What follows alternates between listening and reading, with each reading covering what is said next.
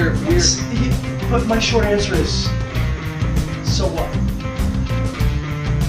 We'll see. So what? No, but when we watch this podcast in but so 10 what? years, you'll see. So what? What's the ramification? It's the fall of the Roman Empire, man. Okay, what does that mean? What does that mean? It is called when the okay. So do we become more like Britain than the United States, where we're no longer a superpower, but we are still a significant, we're the 5th largest economy in the world? So what? I would argue the British have a great standard of living, and if we continue to have a great standard of living... I don't know about you, but you know what? I live in the greatest country in the world, and I want to keep it that way. I want to keep it that way, dude. That's good. That's good. I knew that was going to come around. I was going to bring it there eventually. No, for the record, I don't want us to drop below number 1. I want to keep us number 1. But what I will say, when there are national security, and this is what I'm saying, national security, in the realm of government policy decisions, you have economics, you have national security, you have social issues, you have what else? Law enforcement, other functions of government, lawmaking. You have all these different responsibilities of government. Okay, and you can argue to what extent America should be involved in each of those roles of government. Mm-hmm. Okay, social issues, for example. How much should we really be looking at reforming Social Security, and in what way? Medicare, universal health care, all those kinds of things, nationalized education, who knows? You name the issue, let's talk about government's role in it, right? Okay?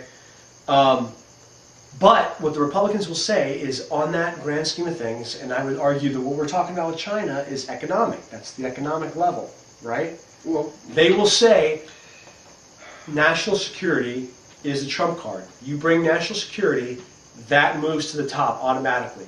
Economics, by definition, can only be number 2. That's it. It can only be number 2. So, if the choice is the potential, which 9/11 tells us that the potential now exists and you got to treat it seriously, if the potential is that some sort of weapons of mass destruction device can go off in a U.S. city, if that's what you're trying to fight and prevent against, and the option is you do that as best you can, but at the expense of maybe making yourself more economically interdependent or dependent, however you want to say it, on other countries because you have to find the money from somewhere. Now that I think about it, that is a hard decision. That is a really hard decision, because the alternative is, okay, we balance the budget, but, and this is pure speculation, I'll grant you that, you balance the budget, but then a nuclear device goes off in New York City, or just a dirty bomb, and it kills 10,000 people, like a pin drop in New York City. Okay? Well, you also can't tie it directly. You can't say, oh, because we dropped this, it's practically impossible, even for someone, especially for someone like us, to say there's going to be a link between those two things. Well, but in this case there is.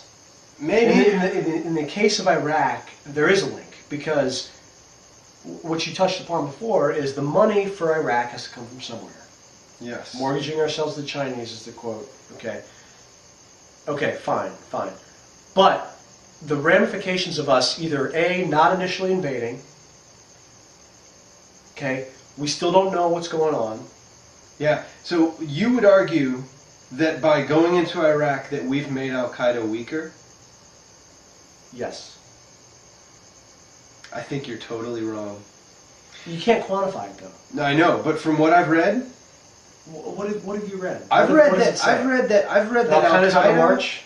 That Al-Qaeda has its recruiting in the last 6 years. It's recruited forever. That's not changed. Yeah, has increased, has boomed, because now. Well, what was the? This is what the Republicans always miss. Where do they get this information from? This is really important, because this is what the Republicans always miss about this. They don't realize that by going in to Iraq and invading a country that was probably not related to terrorism at all, and that by killing Muslims and destroying this Muslim country, that we have fed more fuel onto the fire of anti-American, pro-Al-Qaeda sentiment than there ever has been. That we are fueling that fire, no matter whether we are winning the hearts and minds of the Iraqi people, whether we're doing that or not, which I think David Petraeus has done a great job doing, and lately the American military has really focused on, and good on them for that. But overall, the message to the Muslim people are, these people want to come in and occupy our countries. These people hate us and want to kill us. And that we should fight against that. That is the message that they are getting, especially when especially when they're still poor in all these other countries, and they're very susceptible to a propaganda message from elderly men who want to give them things now. If these kids who are growing up now didn't have our going into Iraq as an example of our imperialism, there would be less recruits for Al-Qaeda. And in the long run, we're hurting ourselves. No, I disagree, because I understand what you're saying, first of all. I do understand what you're saying. Hold on. Get it. Al-Qaeda, recruiting numbers advancing and increasing. I don't want to discount it, but where's that coming from? Where specifically are is the media getting those figures? Besides the media, besides the numbers, but common sense tells you. No, okay, common sense aside. Let's assume it for just for the devil's advocate. Please. Let's assume it. Okay. So the Americans want to just come and occupy.